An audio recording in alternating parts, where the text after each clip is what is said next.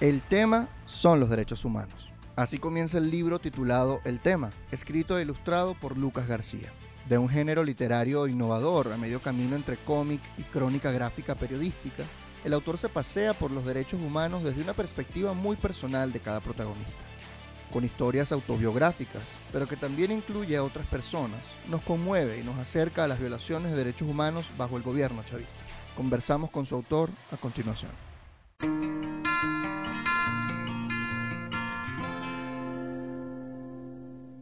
Esto es Contra el Olvido, un podcast para recuperar la memoria. Estoy con Lucas García París, porque su mamá fue la que parió. Así que esto es un honor a su madre. ¿Cómo se llama tu mamá? Rosana, te lo voy a agradecer. Rosana París. ¿Cómo estás, Lucas? Oye, bien. Gracias por la invitación. ¿Cómo no? Esto es un libro que tú tienes acá, se llama El tema, es una memoria gráfica sobre los derechos humanos. Ya vimos un poquito en la intro, vimos más o menos el trazo. Y tengo una primera pregunta que me hice cuando lo vi, ¿no? Ajá. El libro es principalmente azul y blanco y negro. Sí. O sea, el único color es el azul. Sí. ¿Hay alguna razón? Oye, lo que pasa es que era como un tema de ver cómo podías hacer para ligar como el sujeto del libro a un tema cromático, pues. Uh-huh. De todas maneras, ese azul en un principio era como más un verde, era como un verde aguamarina, pero después pasé al azul porque el azul también era un color que tenía mucho que ver con todo el tema de los derechos humanos desde el tema institucional. Sí. Sí, o sea, siempre está asociado como esa especie como de azul celeste. O sea, es un color como muy vinculado a eso.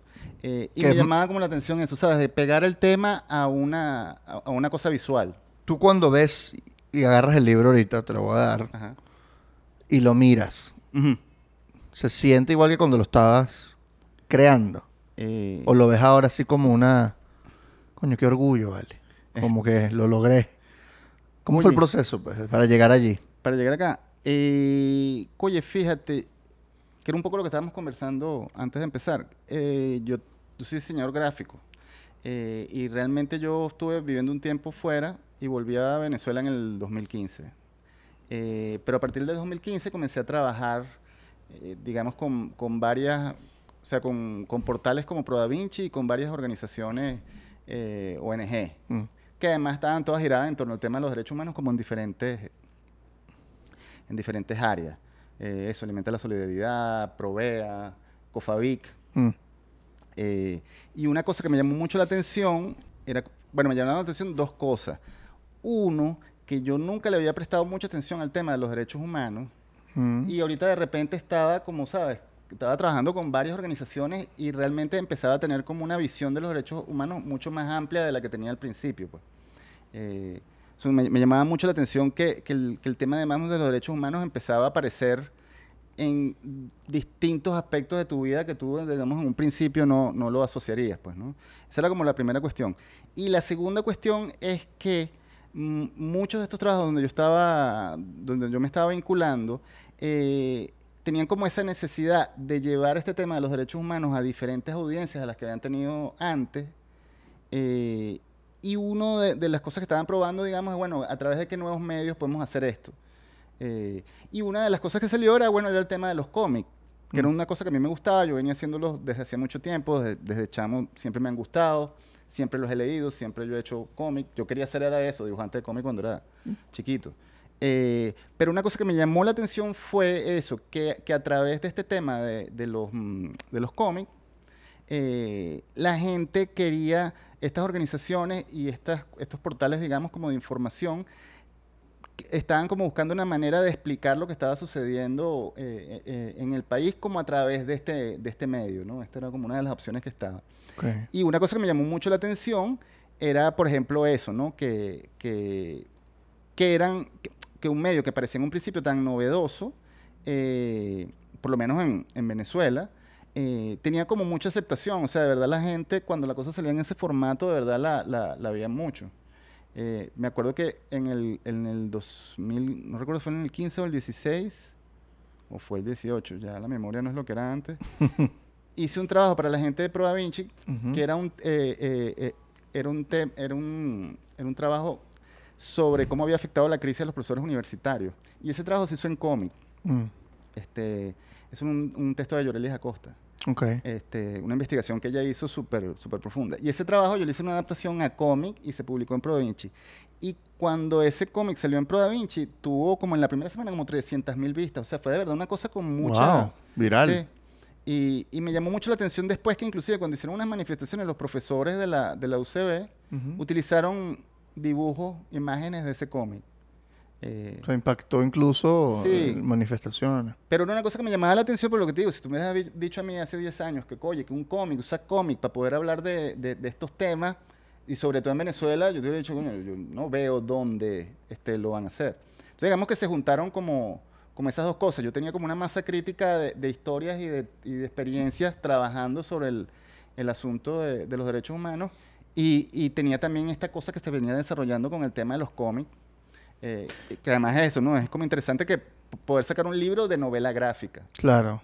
Y de allí hiciste el clic a hablar de esas historias que tienen que ver con derechos humanos. Porque justamente se llama el tema, y tú lo dices en la introducción, este es el tema porque el tema siempre ha estado allí. Sí. El tema de los derechos humanos siempre ha estado allí, pero nunca lo había visto con esos ojos hasta que, digamos, cobro esa conciencia, esa masa crítica que mencionaste. ¿Te pasó eso? Cuando te dijeron, mira, estos son, digamos, violaciones de derechos humanos, ¿qué tal si hablas de estos temas? ¿Caíste en cuenta de tus propias experiencias y dijiste, bueno, aquí esto que me pasó, fui víctima de una violación de derechos humanos? ¿Te pasó así? ¿O fue diferente? Tal cual, porque empiezas a ver como esa cosa de... Por ejemplo, una cosa que siempre me llamó la atención. Yo cuando era chamo vivía en la Urbina. Okay. Y vivíamos en la autopista, o sea, nuestro edificio daba a la autopista que daba al barrio de Petare. Ahorita no recuerdo el nombre exacto de esa parte del barrio de Petare. Sí. Para la gente que no es de Caracas, la Urbina es el este del este de verdad. El este del este. Pero justo enfrente de Petare, del otro lado de la autopista, ¿no? Y yo recuerdo que todas las noches se escuchaban tiroteos de enfrentamientos entre bandas. En Petare. En Petare y enfrentamientos entre bandas con la policía. Y bueno, no sé si recuerdas que mucho en esa época estaba esa cosa que se llamaba como el parte de guerra de los fines de semana, una cosa así, que siempre sacaban en los periódicos, el fin de semana murieron tantas personas en enfrentamiento y tal. Y eso era una cosa... ¿Eso en qué año fue? ¿Como en los 90? Como en los 90. Okay. Y eso yo recuerdo que era una cosa que yo... ahora con todo lo que pasó después con ¿cómo se llama? Que está también aquí. Con la FAE. Ajá, claro. Oye, que de alguna manera había unos paralelismos ahí. El grupo Gato, todo ese tipo de cosas que estaban como pasando. Yo recuerdo que era una cosa que yo no asociaba con el tema de que se estaban violando unos derechos humanos o como el tema, ¿sabes? No tenías la conciencia sobre eso. No tenía esa eso. conciencia de eso. Era sencillamente una cosa que formaba parte de tu ambiente y tú no... Que quizás notabas que estaba mal, pero que no lograbas identificar. Y entonces, lo que te digo, empezó a pasar así, bueno, sobre todo cuando empiezas a ver cosas como eso, no sé, esas cosas que a mí me llaman como mucho la atención, cuando hablan, por ejemplo, del derecho de higiene femenina, por ejemplo. Entonces tú empiezas a ver, pero... higiene menstrual. Oye, sí, bueno, hay una población que está en un estado crítico económico y, oye, no tiene acceso a eso. A toallas sanitarias. Tú empiezas a dar cuenta que cosas... Y eso va en detrimento de su educación. Entonces, lo que te digo, empiezas como a ver que tiene que ver la regla con derechos humanos, ¿no? Pero sí tiene que ver... Y con la educación, además. Y con la educación. Pero digamos, todo eso está vinculado, ¿no? Sí. Entonces, lo que te digo, en estos últimos años fue que realmente empecé a hacer esos clics, ¿no? Bueno, eso, el Caracazo. Bueno, eso sí, ¿no? El Caracazo fue una... Coño, ¿sabes? Todo el mundo andaba con unos retrovisores y el tipo pegando brincos encima del carro tenía como toda esa imaginería. Claro. Pero eso cuando lo empiezas a ver hacia lo largo... Empiezas a darte vincular. Y bueno, una también que me llamaba mucho la atención, que además yo recuerdo el tema ese del estado carcelario, del problema de las cárceles en Venezuela. Que justamente hoy que grabamos, hay todo un tema con las cárceles. Ahí huelga de hambre, acaban de cambiar al ministro, porque no se ha cambiado el sistema carcelario que se anunció hace 10 años por el gobierno nacional, y aún así sigue el tema sin resolverse. El tema. Y además era como esa cosa yo siempre recuerdo un gesto que me pareció súper extraño, que que era cuando se volaron el retén de Katia, porque venía Claro. había una visita papal y como que borraron eso. Ujú. Eso no existe, o sea, ¿sabes? Eso no existe. Y encima de eso colocaste un parque y un museo, o sea, como si, ¿sabes? Esa cosa como de Como borrón y cuenta nueva. borrón y cuenta nueva, ¿no? Pero tal cual, ya en ese momento ya había un problema con las bandas. Oye, todo ese problema que ya se estaba como gestando ahí culminó en los pranes Claro. y en todo, digamos, esa especie como de crimen organizado, penal, ¿no? Pero es lo que te digo, esas son cosas que estaban pasando, pero tú no tenías esa percepción Claro. tan profunda, ni lo vinculabas directamente al tema de los derechos humanos. Y es curioso que menciones eso en los 90, eso fue como en el 92, ¿no? Lo del Sí. retén de Katia, por allí. Porque gracias a ese tipo de cosas llega la izquierda al poder, denunciando estos crímenes. Y aún así, con 25 años al poder, se han repetido estos patrones de crímenes, se han repetido. El sistema carcelario sigue sin funcionar, Sí. sigue habiendo corrupción, la policía sigue violando derechos humanos de víctimas. Hay más de 5.000 casos de ejecuciones extrajudiciales, están denunciados ante la Corte Penal Internacional, porque en Venezuela se ha demostrado que no se cumplen las investigaciones, que el Poder Judicial no está investigando como debería, por lo tanto la Corte Penal Internacional está actuando, ¿no? Entonces, es algo que ha pasado a lo largo de la historia y sin importar si los gobiernos son de cualquier Sí. ideología política, termina afectando a la población. Es decir, la violación de derechos humanos no tiene ideología. No, además es una cosa como súper interesante porque esa, digamos, también es mi percepción trabajando con diferentes ONG y por lo menos con ONG como, por ejemplo, Provea, que tiene muchos años. Mm. O sea, esa gente está trabajando desde, no Sí, sé, sí. la masacre de Yumare. O sea, es una cosa de Hace verdad de mucho. los 70. Que es el tema de que el tema de los derechos Ujú. humanos es incómodo para el poder en todas sus estancias. Eso va a ser incómodo para una teocracia, va a ser incómodo para una corporación, va a ser incómodo para un régimen democrático. O sea, de verdad, el tema de los derechos humanos no es un tema que le guste al poder en todas sus facetas. Ni a la Entonces, sociedad. O sea, a la sociedad le cuesta hablar de estos temas. sí, sí. Le duele, le incomoda, le prefieren ignorarlo Sí, porque además hasta que le como- pasan a ellos. hasta que te... Bueno, y cuando te pasa, además comienza todo ese tema de cómo lo procesa, porque tampoco tienes con quién procesarlo muy bien, ¿no? Por Porque, eso, digamos, claro. las figuras de las ONG son tan importantes, porque eso a nivel estatal, por ejemplo, el Estado no tiene eso. Eso queda o sea, queda de tu parte, cómo tienes asistencia, no sé, psicológica, asistencia Claro. económica, cómo quedan los familiares de las víctimas. Y bueno, y lo que creo que, digamos, a nadie le gusta, nadie quiere verse como una víctima. Claro, esa es la otra. O sea, porque piensas que te estás haciendo la víctima y a veces no, No, o sea, a veces lo eres. eres una víctima y tal cual, y tienes que, además, eso es como muy complejo, cómo es ese proceso de cómo tú puedes, además, utilizar eso que te ha pasado como, que además no se da en todos los casos, ¿no? Bueno, yo trabajo con esta persona, con Manuel Lloren, con un Ujú. psicólogo, y Manuel tiene una frase muy fuerte que era que él trata todo el tema del trauma, ¿no? Él decía, bueno, es que a veces que la gente se rompe y queda rota, o sea, no hay manera De de- pegar las piezas de nuevo, Sí, ni porque con curita. porque las experiencias han sido muy fuertes, muy duras, pues. Bueno, es una cosa que tú te das cuenta mucho en todo el tema de violencia delincuencial o violencia del Estado. Coño, una señora que pierde un hijo, Mm. pierde 2 hijos. O sea, familias donde de verdad 2, 3 hijos han muerto o han sido asesinados por violencia ya sea delincuencial o violencia del Estado. O violencia autoinfligida, incluso. También, bueno, que eso, ¿ves? Le vamos metiendo cada vez más, Más capas. más grados de dificultad. Oye, eso es muy difícil. Eso, cómo tú conviertes eso en una experiencia que te ayude a crecer, cómo tú te vuelves otra vez a reintegrar. Es muy fuerte asumir eso. Bueno, y es muy fuerte además asumirlo, lo que te digo, sin apoyo, pues, si no tienes Claro. apoyo psicológico, no tienes apoyo económico, no tienes el apoyo de tu comunidad, ese tipo de cosas, pues, ¿no? Pero yo creo que justamente contar las historias es una forma de ayudar a sanar. No solamente es el apoyo de un psicólogo, que es muy necesario en el caso de, bueno, si logras perder a un familiar o algo así, sino que el mismo hecho de contar la historia y de que gente empatice contigo o visibilizar que esto ocurre, Sí. es una forma también de ayudar a sanar. Y por eso te quería preguntar por la primera historia. Ajá. No sé si quieres que revelemos un poquito del contenido del libro. Si es al principio, ¿cómo es? Porque habla de eso, una persona que comete suicidio, al parecer, bueno, motivado por todo cómo la crisis le afectó psicológicamente, ¿no?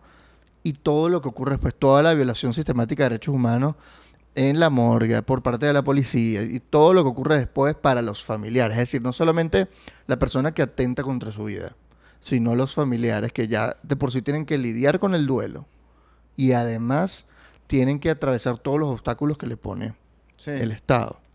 ¿Eso es una historia para ti personal? O sea, ¿te ocurrió a ti o a alguien de tu familia o a alguien de tus amigos? ¿O le ocurrió a otra persona y tú quisiste contar eso? No, lo segundo. O sea, esa fue una historia, creo que esa yo la escuché cuando estaba trabajando en Mi Convive. En un momento, porque era un testimonio de alguien... ¿Uno de los beneficiarios? No, ni siquiera. Era como que alguien que formaba parte de Convive, decía, mira, no, tengo esta historia a esta persona que le pasó esto y esto y esto, ¿no? Okay. Porque además estábamos hablando como de todo el tema de la resiliencia y la dificultad, digamos, de afrontar eso, ese tipo de duelos, y lo difícil que es ya cuando ya tienes, ¿sabes? Cuando te suceden todos esos grados, pues tú no puedes ni siquiera... Ya es bastante fuerte que un familiar tuyo se suicide. Claro. Pero además de eso tienes que lidiar con la burocracia que está detrás de esa cosa, con todo un sistema que es un sistema que tiene un poco de agujeros, ¿no? Sí, de corruptela, coima. Y que además y es una cosa que además es de alguna manera también ya está como asumida, ¿no? Bueno, no quiero revelar mucho la historia para que la gente la lea, pero esa cosa de cuando esta señora se encuentra con la otra señora, pues, ¿no? Ya la experiencia de la otra señora, yo juraba que la mía ya había sido una experiencia dura, pero la experiencia de esta señora me está diciendo más bien que me la tome con calma porque ahorita es que viene lo bueno, pues, ¿no? Sí. Entonces lo que te digo, yo creo que, digamos, esa cosa que decías tú de echar el cuento era como interesante, porque además lo que te empezaba a ver era tal cual, que eso, el tema es una cosa a la que tú no quieres hablar de los derechos humanos, no es una cosa que te quieras sentir cerca, pero de alguna manera tal cual, tú has sido una de esas historias en algún momento y a lo mejor no te has dado cuenta o no te quieres dar cuenta, pues. Sí, por ejemplo, una de las historias del hambre también durante los peores años de la crisis, eso lo sufrió gran parte de los venezolanos y eso es una violación sistemática de los derechos humanos a la alimentación, a la salud, entre varios otros. Pero hay varias historias que tú cuentas ahí. ¿Todas son de otras personas? Sí, todas las historias son de otras personas, excepto ya digamos, en el tercer y cuarto capítulo, ya la última sí es una historia como personal, que tiene que ver con el tema de la migración. Okay. Y en el tercero, de alguna manera es como ciertas experiencias que pasaron en el 2017, pues, ¿no? Y ahí sí cuento 2 o 3 que me pasaron a mí particularmente. Okay. Pero lo que te digo, pero a fin de cuentas, creo que lo que intento hacer también un poco en el libro es que al final tú ves esos cuentos y de alguna manera tú tienes un cuento en alguno de esos, tú vas llenando como las casillas, pues. Sí. Sí, yo tuve algún cuento. Sí, yo tuve que hacer una cola en el supermercado porque había que...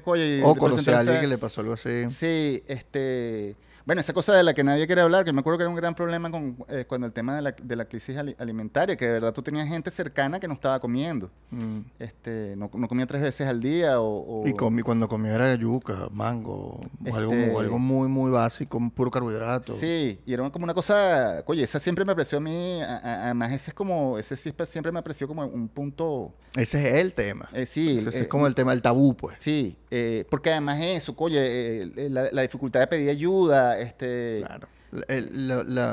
La gente siente que es como indigno, a pesar de sí. que no es tu culpa, ¿no? Sí, tal cual.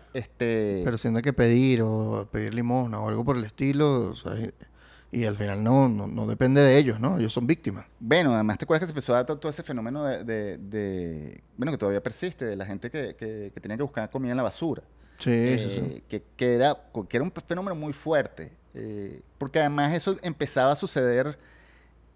o sea, esa es la típica cuestión que entra como en tu entorno inmediato. Sí. No es un cuento que tú estás escuchando de alguien que le está pasando, es que tú sales a la calle cerca de tu casa y puede estar pasando eso ahí. Claro. Entonces es como muy difícil escaparle. Entonces siempre también era como un poco también, la idea del libro era un poco que también, que de alguna manera el lector, por lo menos el lector venezolano, pudiera hacer los vínculos de su experiencia con los testimonios y con las historias que están en el libro. Pues. ¿Has conversado con algunos de los lectores? ¿Qué feedback has recibido de gente que lo ha leído? Oye, bueno, digamos que al principio es como, sé que los primeros lectores siempre son los amigos, ¿no? Uh-huh. Y siempre el feedback es positivo. Lo que pasa es que este libro, a mi modo de ver, tiene como esa cuestión agridulce. Claro. A mí me parece que está bien hecho, me parece que es una buena novela gráfica, toda la cuestión. Bien contado. Me parece que es efectivo, me parece que afecta al lector, pero son unas historias que están muy cerca de lo que te está pasando. Eso es verdad. Incluso te iba a preguntar si hay público extranjero que lo ha leído, a ver cómo se sienten ellos.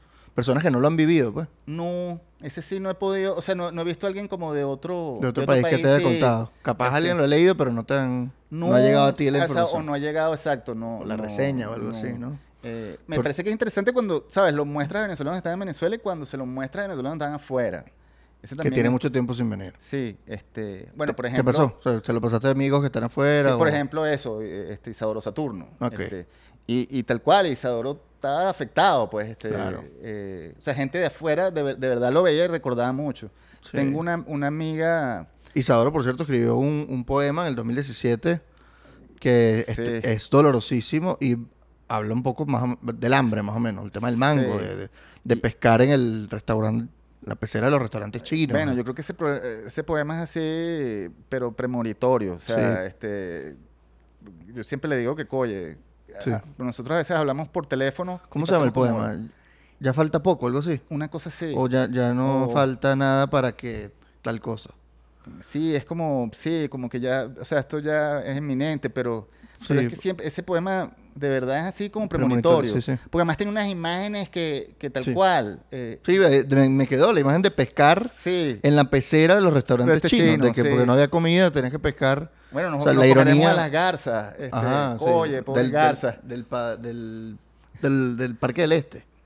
¿Sabes que una de las cosas que dicen los cubanos es que nadie pasa realmente hambre hasta que los perros de la calle empiezan a desaparecer? Sí, sí. Y yo cuando escuché esa vaina dije, coño, todavía en Venezuela hay algunos perros en la calle. Pero por esa época no había tantos. Y es doloroso. Es doloroso pensar en esa imagen y pensar que ya hay pueblos que lo saben y lo comparten como conocimiento popular. Bueno, es que una de las cosas que también es que todos esos chistes ya empiezan a tener... yo recuerdo que había un chiste, tipo me lo contó hace mucho tiempo, un chiste en Cuba. Mm. Un huevo que va corriendo por la calle y lo va persiguiendo la gente para comérselo. Ver. Entonces el huevo se mete en un callejón a esconderse como de la gente que lo está persiguiendo y se encuentra con un bistec. Pero el bistec está tranquilo. Entonces el tipo el huevo le dice, pero chamo, ¿qué te pasa? Si, ¿sabes? Nos están persiguiendo, nos van a comer. El tipo, tranquilo, esa gente no me conoce. Coño. Entonces, ¿sabes? Era una Qué cosa... fuerte. Tú te reías, pero ahorita, después de haber pasado por una experiencia de... Coño, yo siento que se ríe la gente que ha pasado por eso. Porque, por ejemplo, los cubanos probablemente se reían de eso. Porque hay algo en el humor que tiene que ver con... No es que nos reímos porque es gracioso. Sí. Nos reímos porque lo estamos denunciando. Sí. Y porque es absurdo. Es absurdo que una persona no conozca la carne, ¿no? Y como es absurdo, pues hay que decirlo para que deje de ser absurdo. Sí. Ese es el propósito en estos casos. Pero tú, por ejemplo, cuando escribes estas historias, ¿hay algún grado de ficción o todas son exactamente como las escuchaste o como las recuerdas haber escuchado? O sea, yo intento, sí, o sea, ser como fiel a la fuente en el sentido de yo intento recordar bien el testimonio y decirlo. Pero yo sí creo que digamos, que por la misma naturaleza de llevarlo a este medio ya empiezas a ser un tema de ficción.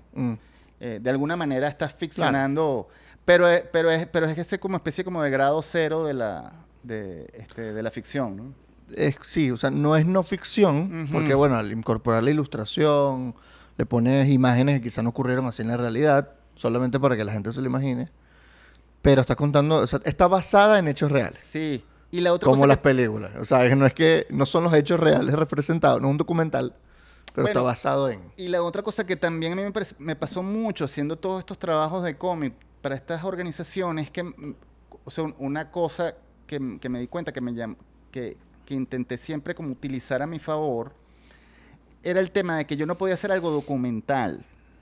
Porque muchas de las cosas que estaban pasando, eso, no puedes nombrar al ente, no puedes mostrar a la persona, no puedes llegar a ese nivel de la cuestión documental. Y digamos, lo que no tenían como documental, lo tenían que tener en el tema, digamos, dramático, expresivo. Ya. Entonces esa era como la vuelta que me parece que con el cómic ganaba mucho. Pues. Ahí está la diferencia entre periodismo y literatura. Es decir, no es que estás inventando. No. Es que sencillamente no puedes contrastar con fuentes, no puedes decir el comandante tal hizo esto o tal fuerza del Estado hizo esto, como deberías hacerlo en el periodismo. Y en cuanto al tema, al tono, hablando que estamos hablando de humor, ¿crees que tiene algo de ironía, de sarcasmo? O sea, ¿fue algo que intentaste o buscaste más bien algo más sobrio? No, sí, lo que pasa es que es eso. Yo ya llego a un punto en que no me puedo reír de la... Claro. Oye, era esa cosa de, ¿sabes? Ya no me parece gracioso. Sí. Y un poco porque estás del otro lado. Ya, eso, echar broma con el hambre, Sí, a mí me cuesta. Claro. No puedo. Claro. Pero lo que sí creo que tienes como una mirada, que es una mirada muy sincera. Entonces, en ese sentido, de hecho, inclusive en algún momento, para hablar sobre todo el tema el tema de la violencia policial, utilizo un chiste recuerdo mucho de cuando era chamo, de los 80, era un chiste sobre un concurso de las policías del mundo, para ver cuál es la mejor policía. Claro. Digamos, uso como esos elementos, pero lo que te digo, como para hablar de que ves cómo se está hablando de esto en estos ámbitos donde uno no pensaría que... Más como que para dar ambiente. Como... Sí, yo creo que es más como un tema de contexto. Pero yo lo que creo es que tiene como ese acercamiento que es un acercamiento como muy sincero. Y es un acercamiento muy de cómic también. O sea, utilizo como verdad toda la iconografía y todo el lenguaje de los cómics, ¿no? Desde un cómic muy adulto hasta el cómic de superhéroes, pues, ¿no? Claro. Cuéntame, tienes 5 historias, ¿no? En total. ¿O 6? Oye, lo que pasa es que son cuatro partes. Ajá. Sí, yo lo veo como... Son 4 partes y en cada una de esas partes hay varias historias, pero sí la tercera parte es una sola historia, digamos. Ok. Y... O sea, si tuvieras que escoger, ¿cuál es la que a ti más te costó escribir? La última parte. Sí. La última parte. Que es la personal. Es la más personal, sí. Porque eso es lo que te digo. Eso es que... bueno, eso cuando tuve que viajar con mi chamo a Colombia para que se fuera para Argentina. Y esa fue la que más me costó además hacer. Claro. O sea, revisitar esa cosa y poderla plasmar. Me parece que era como un buen ejercicio. O sea, porque era una cosa que podías soltarla. Pero al mismo tiempo era la que más me costaba. De hecho, eso. Cuando tenía que entintar, esa es la última que quería entintar. Cuando tenía que escribirla, esa es la última que quería escribirla. Intentar es ponerle el color, digámoslo así. Sí. Porque primero haces el boceto. Bueno, lo que pasa es que sí lo hice vieja escuela. Primero lo hice en lápiz, después lo entinté, después lo escaneé y después lo coloreé en digital. Ya en digital. ¿No? Ok. ¿Cuánto tiempo te tomó? O sea, me intriga saber cuánto tiempo tarda. No, este fue muy rápido. Yo hice ¿Sí? el tema, yo lo terminé en... ¿Pocos meses? Sí, 3 meses. Hace 3, 4 meses. ¿Y quieres hacer otro de este tema? O sea, ¿te quedó las ganas o prefieres darte yo creo un que break? Oye, con esto sí ya... Este es tu testimonio. No, yo creo que además está como bastante completo y creo que además... O sea, hice lo que quería hacer, pues, de lo que te digo. Cómo fue mi experiencia con el tema de los derechos humanos, oye, cómo aprendí las cosas que aprendí a través de eso, y de alguna manera mi visión de cómo yo veo ese sujeto, pues, ¿no? Claro. Y además yo quería intentar hacer eso, hacer realmente no es como una novela, yo siempre digo que es como un ensayo gráfico, porque es verdad que tiene historias, pero... Yo lo vi como crónicas gráficas. Sí, es como una crónica gráfica, tal cual. Porque no son relatos, porque no es ficción. Son más como crónicas de acontecimientos y algunos tratan de temas que pueden ser, bueno, como sucesos, ¿no? Sí. Algunas son de muertes, otras son de otro tipo de temas que, bueno, creo que es como crónicas gráficas. Sí. me pareció a mí. Que es una cosa lo que te digo, eso, oye, hay un tipo muy famoso norteamericano, Joe Sacco. Tiene una famosa, bueno, ahorita se está reeditando mucho, que está el tema en Israel y Palestina, pues, ¿no? Él tiene toda una serie como de crónicas gráficas sobre Palestina, sobre la Franja de Gaza, que hizo en los 90, finales de los 80, 90, son muy buenas, muy reconocidas. Y también trató temas, la guerra de Bosnia, lo hizo todo a través del cómic, ¿no? Es como un... Él cuenta historias de esos... Sí. De esos... Bueno, porque digamos, te empieza a tener... o sea, obviamente esto no es una idea que me dicen, oye, digamos, este tipo como de eso, de crónica gráfica, bueno, está también un poco hay una que es muy famosa también de Marjan Satrapi, ¿no? Persepolis. Es una película animada. Donde esta mujer Marjan Satrapi, ella es iraní, entonces hace todo el cuento de la infancia de ella durante la revolución islámica y cómo ella se tuvo que ir del país y tal. Es súper bonita y además es súper interesante, y también está todo hecho en cómic, ¿no? Entonces por eso te digo, esto, digamos, es como una cosa que tiene... o sea, hay muchos referentes de esto en el tema de la narrativa gráfica. Claro. Entonces, claro, yo quería hacer como una versión, digamos, trabajaba como con esas referencias, pues. ¿Hay algo más que quieras agregar del libro, que quieres que la gente sepa? Que quieras contar de cómo lo hiciste o qué esperas que la gente reciba cuando lo lea. Oye, lo que sí me gustaría, lo que te digo, que lo que sí me gustaría a la gente, y creo que es lo que se logra con el libro, eso me parece que se logra con la gente que lo lee, es que, digamos, tal cual lo que estamos hablando, coño, un tema tan difícil como el tema de los derechos humanos, me parece que es una buena introducción a eso. Oye, si de verdad te cuesta enfrentar eso, si te cuesta entrarle, yo creo que por aquí tienes una manera... Una forma sencilla. Coño, una manera que sí, que es, digamos, es abierta en ese sentido, ¿no? Y la otra cosa que siempre espero un poquito, tal cual es eso, ¿no? Que esto, digamos, sea un poco un detonante para que tú contrastes tu experiencia con lo que estás leyendo, pues, ¿no? Claro. O sea, qué cosas puedes encontrar tú en tu experiencia donde tú empieces de verdad a vincular lo que estábamos hablando un poco ahorita de la política, ¿no? Eso no es una cosa que solo pasa cuando hay unas elecciones y con unos partidos, es una cosa que forma parte de tu vida. Bueno, los derechos humanos también, eso no es una cosa que le pasa al otro. Claro. Es una cosa que también te está pasando a ti, que te está afectando a ti, y es bueno que empieces también a involucrarte, a darte cuenta, a tomar conciencia de lo cercano que estás a esas cosas, ¿no? Sí, hay niveles, ¿no? Pero en algunas de las cosas que quizás no tenemos conciencia hay violaciones de derechos humanos. Sí. Por ejemplo, el hecho de que no haya hasta conciertos en Venezuela, viola el derecho humano a la libre recreación o libre movimiento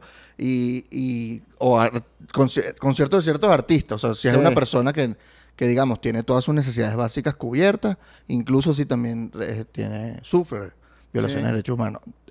Desde ese nivel, que es, digamos, lo más normal y X, hasta un nivel que puede ser, bueno, la violación de derechos humanos a la alimentación, a la salud, a la propia vida, ¿no? Que es lo que tú narras en este caso. O sea, no estamos exentos de este tipo de maltratos de parte del Estado. Bueno, y también creo que es una...